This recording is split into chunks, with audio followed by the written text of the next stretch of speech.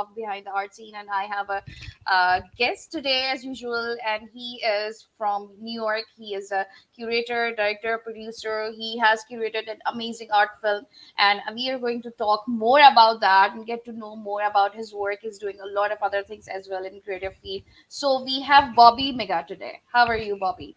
Good. Thank you for having me, Mehreen. It's great to have a reason to talk again, Yes, legitimately. yes, yeah, and then we met in during COVID when nobody was, doing meeting, or we were so much antisocial and everything. And it's been like 2 years of this connection. Almost 2 years. March 15th will be 2 years. Yeah. 2 years, yeah, yeah, yeah. So how's your day? It's a morning time. Thank you so much for being here for us. It's a huge time difference between yours and ours. You're in New Yeah, York, we're in it's Pakistan. it's 10 a.m. here, but I work night shift, so I'm kind of on your schedule. This is the end of the day for me, so we're good, even though it's morning. Okay. So you are a director and producer of Excelsior, and besides that, you have a lot of creative interactions and expertise in your profession. So, what can you tell us about your work, that what you are doing currently, and what's the background, how you started? How I started. I have a really kind of complicated career that's kind of nuanced, and I've worked in a lot of different disciplines. I've just always sort of been an uber creative. And when I was a kid, I was 9, and I just told my parents, like, Steven Spielberg is not going to come and find me on the corner in Wilmington, Delaware. Like, I've got to go do this. So I became a child actor at 9 and was Nice. working in New York City and Philadelphia, which really kind of solidified those experiences in professional theater and commercial work and film work as a kid. Kind of really laid a good foundation for like how to do work professionally. And then at 12, I started my first theater group, which I don't know Okay. who I thought I was when I was 12 years old starting a theater group, but like it actually started touring around the northeast of the US. And then by the time I was 16, I was teaching and directing big productions for conferences and universities and things like that, all up and down the East Coast. I moved to Nashville when I'm trying to give this in a nutshell. I moved to Nashville when I was 19 to pursue a career in music, and also started dancing and choreographing for Christian gospel artists, and was still speaking. And then I sort of stopped speaking and instead began to book my friends with me who were like super talented. So these are the other like backup dancers, backup singers, musicians, all those kind of people, set painters. So I would just kind of bring them along with me when I was doing speaking gigs, and that's how my theater company Uprock was birthed.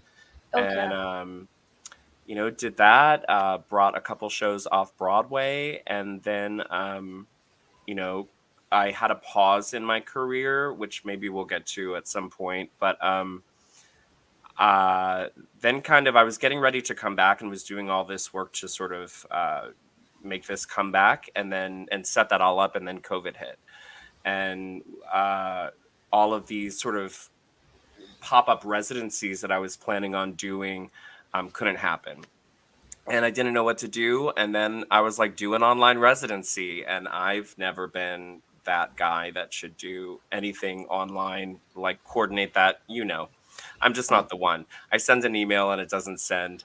But for some reason, I decided to put out this call for artists and creatives from all over the world to make an art film during quarantine. And it was like the smartest and dumbest decision I've ever made in my life. It was just everything. And then coming out of this, I've launched my new organization, The Freehand, which is a nonprofit justice arts organization that connects artists to each other through collaboration, and then hopefully our audiences to really stellar art that matters and hopefully Hmm. spurs like real positive change in this world. um, I am audacious enough to believe that art and creativity can like actually make a real quantifiable difference in our world. So I'm just hoping to, with the release of Excelsior, be able to release a lot of other programs that will use the arts to be a catalyst for good. So, what was I mean, of course, the idea behind Excelsior is during an art film and then during quarantine and everything. So, what was your process of collecting all the artists and bringing them together? Because I believe, no. No, no, no, No. go Oh, ahead. yeah, I okay. don't know Oh, yeah, what yeah, the is that. process was. It was wild. It was because you brought 52, I think around 52 artists from so many different countries. And there is, by the way, there is I'm from Amsterdam, US, Serbia, Colombia, Pakistan, where else? Malaysia, South Africa, Malaysia. Nigeria, Ireland, Italy, France, China, Russia, Argentina, Mexico, the US, and I'm sure I'm forgetting a Yeah, few. there Serbia, is a long Pakistan. list.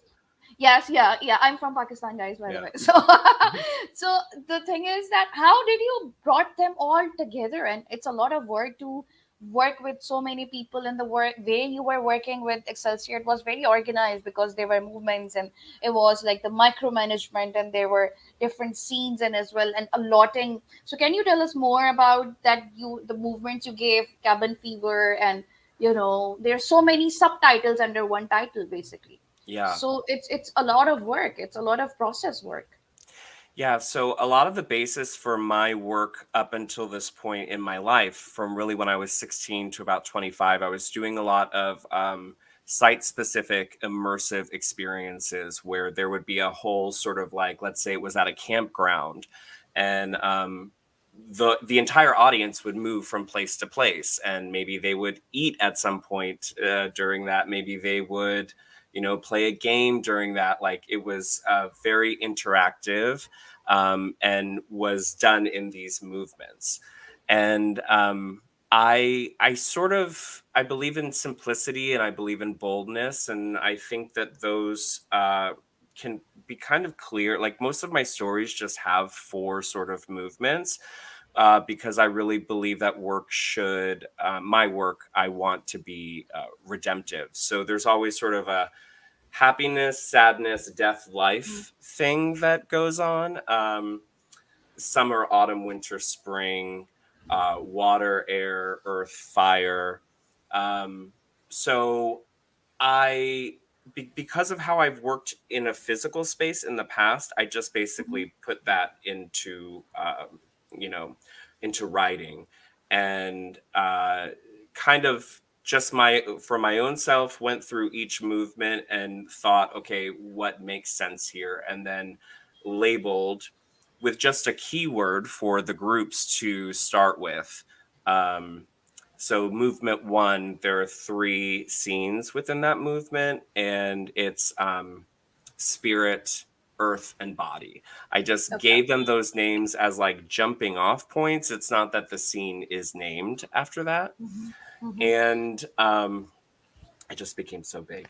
Mhm. And the second movement, those same progressions. And then I sent out these micro collaboration forms to everyone who was accepted into the program Okay. and asked, like, what kind of things do you want to work on? Because everyone was isolated. I don't want people to be working on really heavy stuff if Mhm. they need to be lifted up. And I don't want, the opposite. I don't want people, I wanted people to be able to really express what they were going through. So if you were feeling down, I wanted you to be able to create in that space. If Mhm. you were being hopeful, I wanted you to be able to create in that space, but be able to take all those pieces and put them together into something that is cohesive.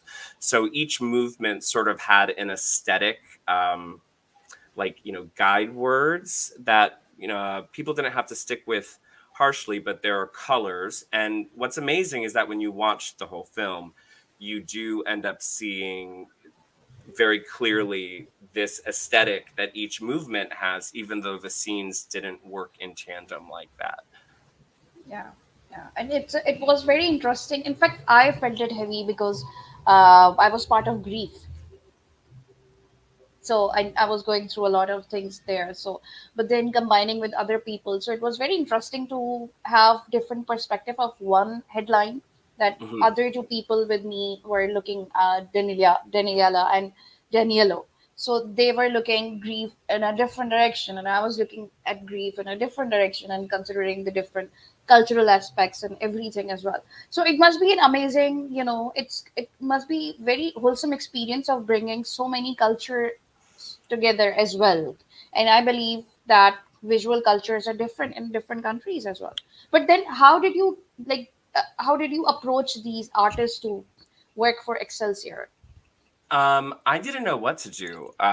March 15th was the day that sort of the world shut down. And Yeah. I came up with this idea and I said, if I'm going to go for it, I have to go for it like today because we would have to get moving. I didn't want to lose the momentum that everybody had at that point, like what is going on and being really interested in what Mhm. could happen next. So it was a very, very short application process of just about 2 weeks, and because we started on April the 1st. And I basically found, I mean, I posted as much as I could on, like, I'm not a marketing guy. I really dislike it actually. And but I made myself go into like Facebook groups and post things there, and I think I spent like $300 to $400 on Instagram ads. I made like a little 60-second video, Mhm. and just tried to find people that way the best that I could. I recruited a lot of my friends that I forced to do. So like Damian Horn, it was the special guest artist, and he's my big brother. So anything that I'm doing, he has to be a part of. So there were some people that I, was like, hey, can you come do this and let's see what happens. And it was such an incredibly beautiful experience, like being in a Zoom room in this time of isolation with different people Yeah. from all over the world. And within their micro collaborations, as they are sharing these cultural experiences and understandings of emotion, we're also thinking on top of that with a multidisciplinary brain. And how can, like, in your group, for example, if we're using the grief scene, which there were only three artists in that scene, um, one is well, two are painters, and Daniello is a juggler Yeah. uh, by discipline. So, well, a circus artist. So it's like, what will come out of that, and how will these people navigate COVID and quarantine, also operating within using each other's talents to make something that is compelling and that represents that emotion in that moment. Yeah, yeah, and it was interesting that the outcome was so different because when we started working, we didn't know. We used to like backbite you, so that why he gave us grief, how to show grief in visuals, what to do with grief, and used to I think and love it. talk and discuss, and now I love grief. I understand grief so much also. So then when the end result was so interesting and different, and then when you were looking at other movements as well, such as cabin fever, and there was healing as well. So can you tell us more about of different movements, that what is the micro collaboration of Excelsior that we know of? Yeah, so like the first movement for me really was taking this from like where are we? Let's give some exposition. Hmm. Where are we coming from? So starting with the spirit, and again, that's just a key word to for the group to kind of take in whatever direction they want to take it. And when I was trying to give some advice on how, because there were some groups that really struggled with Yeah. how do I get started? And I'm like, well, can you put a question mark after that word? Can that change your approach? Can you completely just flip this and do the opposite of it? This is just a word to start with. And that is what was interesting as well, working with a lot of people who well, so many artists, they all have so many different needs. Some of them are really looking for all the answers. And because they come from a more maybe scholarly background. So when they're being given a task, they're used to just executing that task. And I always say, like, if you're looking for me to give you all the answers, you're really in the wrong place. When I work as kind of a curator of artists, you will go through some growth process because I'm not going to tell you what the answer is. And so I'm getting a little bit off track. The first movement is just about coming in, and there ends up being like kind of a really cool sort of eerie like introduction to the virus within that moment. Again, how the relationship that these scenes end up having with each other is where, you know, it is in those seams that the Mm. magic really happens within Excelsior, because they weren't created together like that. They were just created with a skeleton. But when the way that things flow together. And then the second movement, you really test me now. I think I called the first scene Air Birth, the second scene Harvest, the third scene Infection, the fourth scene Lockdown, and the fifth scene Cabin Fever Dream. So Okay. groups were able, and the color was red. And not that people had to really stick with that, but there really is a defined aesthetic for each movement that is like really powerful to see how the film, how the scenes mature, and how it does take you on this arc journey, that even though everything is so different, you're really with it. There really is a narration. And to help tie things together, right, each movement has what I call a prologue. I don't know, I'm not really a scholarly artist, so sometimes I just like pick things that I call things, and people are like, well, that's not really that, and I'm like, well, that's what I call it. So Yeah. um but there are these four prologues that all Okay. sort of come from the same space, and then they sort of come back together in the last scene. It's really kind of beautiful. And the third movement starts off with isolation, and then goes into attack, and then goes into grief, and then goes into a scene that I called Rise of the Hero. I really had no idea what that meant. It ended up being about medical professionals and the burden. It ended up like shifting names a little bit. Olivia shifted the name to Burden, and it ended up becoming about medical professionals. And him and his mom, filmed by Lisa and some other friends, did this really incredible um, structural public performance thing that is just mind blowing and really amazing. And then the last scene in the third movement is death. And then we get into the fourth movement, and the first scene is Silence, Mm. which was a group that I was in with Caroline Lee and Indira Ambrose. And Caroline did, I don't know, this is like 5 minutes of cell by cell hand drawn animation that she did. Okay. She's a Nice. fabulous Taiwanese American illustrator who is working in Paris, or I believe it's Paris, and it's just like incredible. Moves into healing, which is this incredible piece of audio in this poem that Olivia Wishmeyer from Albuquerque, that she wrote, that moves into the awakening scene, which is just sort of a little Mhm, bit of mhm, a masterpiece. There are people like Sonia Gill, who's just an amazing watercolor painter, Dave Hall, who's an incredible composer out of New York, mhm, um, Ash from Ireland, as well as Anna. I'm gonna forget some people. Daniela was in that group as well, and it's just it's really gorgeous. And then the last scene was the second to last scene, which is the last scene of the film, is called After Hours, and this was sort of my gamble group. I allowed people to be in as many as 5 groups if they wanted to, and I wasn't sure how. I was trying from the very beginning to be realistic about, like, some people might think that they can do more, and what's going to happen if people get overwhelmed, what's going to happen if people die from COVID. Like, we yeah. didn't know when we started how this would all go. What's going to happen if I die from COVID? What happens to this project? There was like some weird things to think about. But the after hours group, I just put everyone that wanted to do a fifth one, I threw them in there. And so there were 14 people to start with. And it was interesting to see how that group navigated that and how that resolved itself. And then the last scene is basically the credits with the theme song Aim Higher that my friend Damien wrote. And it's Mhm. incredible. And it's just a nice finishing touch to the entire work. Yeah. So it sounds fabulous, and we all are a lot of artists also, but then a lot of other people might be also looking forward to it. So where can we watch it? It's on going to be the Freehand website.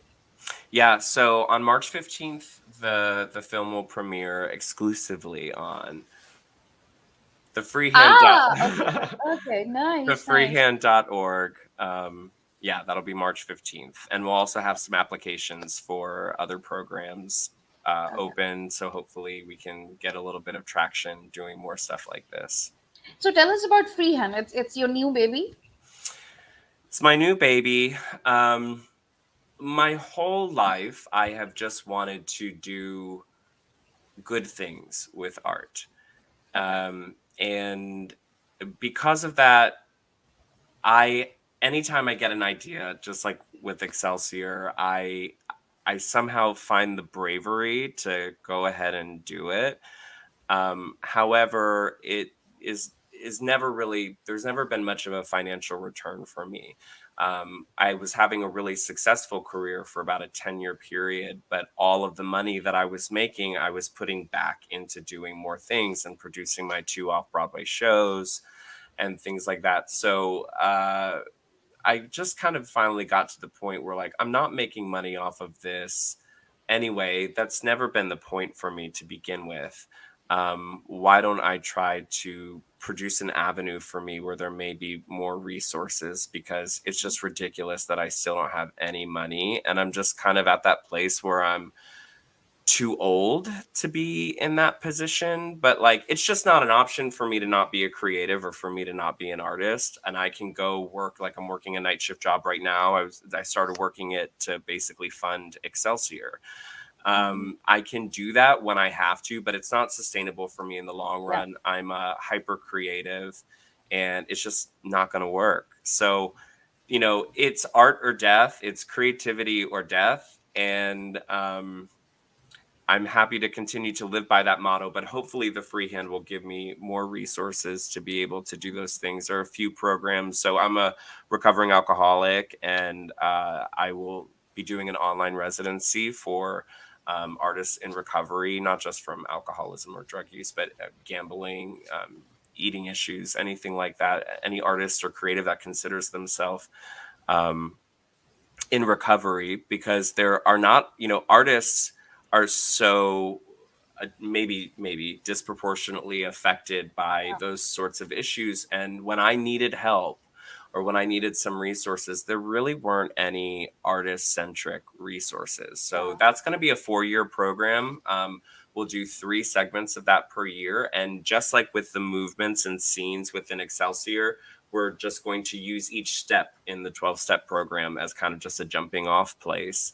And by the Mhm. end, we'll have 12 pieces of collaborative art Yeah. that will hopefully tell this story of the 12 steps. I'm going to do an in-person residency for the LGBTQIA plus community, the international community, and for international street artists, because I just don't feel like street artists get the sort of credibility that they deserve. And within entering this like more like art world space, Mhm. because of Excelsior, like I'm just wanting to be more of a voice for these sort of maybe more contemporary disciplines or types of artists that aren't looked at that way. Street artists are so incredible. That's why they're street artists, because they can grab Yeah. your attention like that.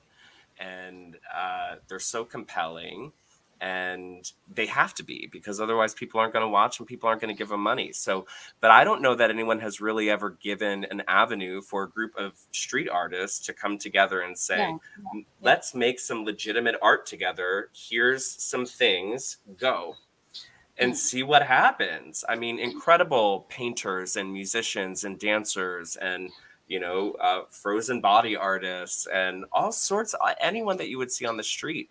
So I just want to be the person that can provide the space and the guidance for us to work together as a creative community, because I believe that that's how we'll affect Yeah, and really I believe incredible change. that the street artists are very vibrant and very brave as well. That Yeah. without no resources, or I mean, other artists, we are producing work for a gallery or a show, but then they're just doing it, all there, and they're very close to public as well.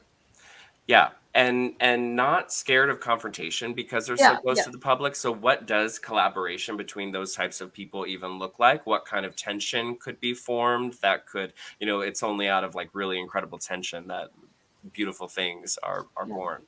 So I just think that's really exciting. And my biggest project, my next like big thing is I'm creating it's actually the sequel to Excelsior. And it's the project or the actual work will have a different name, but the project is called the International Creative Climate Response.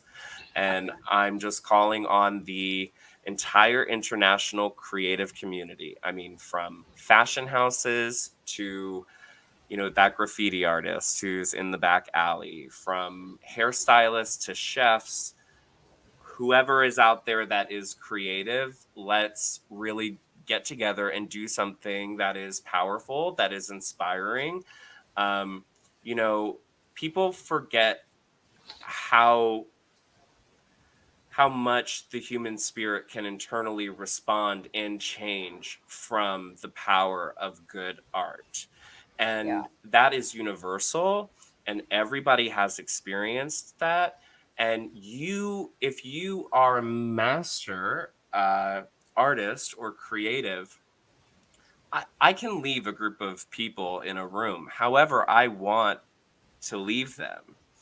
If I Mhm. want to leave you sad for the rest of the night, I can leave you sad for the rest of the night. Yeah. If I want you to just have a grand old time and laugh and end in a way that is positive, I can do that. It's being that orchestrator, and that's what we all do as artists. So um, my hope is that I will always lead people into this direction of change for the better. Yes. So it sounds interesting, and I wish you very best for all Thanks. your endeavors. And then coming from theater, so you mentioned when you were talking that you do drag as well. So personally, I love drag, and we don't have much in Pakistan. But can you tell us something? I bet a lot of people want to know. Yeah, so a lot of people don't know, a lot of people don't know that I do drag. I mean, I kind of have played with drag my whole life. I love fashion. I always have loved fashion. Um, because I was trying to have a career in the Christian entertainment industry. Mhm. Obviously, you can just tell by who I am. There was a lot of conflict there, and that is that sort of gap within my career that I spoke about, where I just couldn't do it anymore. And so I've always wanted to just be able to wear whatever I want to wear, and just finally giving myself the permission to do drag. So my drag name is Charity Case. I've had that name Okay. for about 10 years. Unfortunately, or I mean, she's great, but there's a queen that was just on RuPaul's Drag Race UK who has the same name. So my name is not as funny as it used to be because the Yeah. joke has kind of been ruined. But yeah, I love the experience of being in drag, and I love what it's like most of my work, right? Most of my work, I don't provide you the answers. I don't want to. I just want to put this thing in front of you, and sometimes just put two things next to each other and let you have whatever experience you have. And quite frankly, it's not any of my business what experience you have with it. And what happens when you're in drag is that people have this innate reaction. It's the same way sometimes when people just see me with the way that I dress. And so it's like just the sight of me, you're going through some whole thing, and you're asking yourself questions, you're feeling all sorts of different emotions. And I'm glad to be the one that has challenged whatever those things are inside of you. And I don't know where that will take you or what you'll do with that, but I'm glad that you're having to confront those things. Yeah. Um, And so I enjoy drag for that reason, but also because I love looking super cool. I mean, I I think drag is so powerful. Like it brings out your alter ego or your inner animal kind of. I wish I could do it, you but I'm can. just I don't know how. Well, I'm gonna come to Pakistan. Yes, yeah, and then teach me how to drag. Yeah, Of exactly. course. That Yeah, would no, be amazing. it'll That would be be a amazing. ball. I mean, you're already doing drag, right? Not I to dress steal up. things, I but love fashion. yeah, like So it, RuPaul says, we're all born naked and the rest is drag. I mean, what you put on in the morning dictates how you feel, how you want the world to yeah, view you. Like the makeup that we put on, our hairstyle, we're all doing drag. We're all wanting people to see the presentation that we want to give them. yes, yes, I got dressed up today because I don't want anyone to see how I normally walk around this house. yeah, exactly.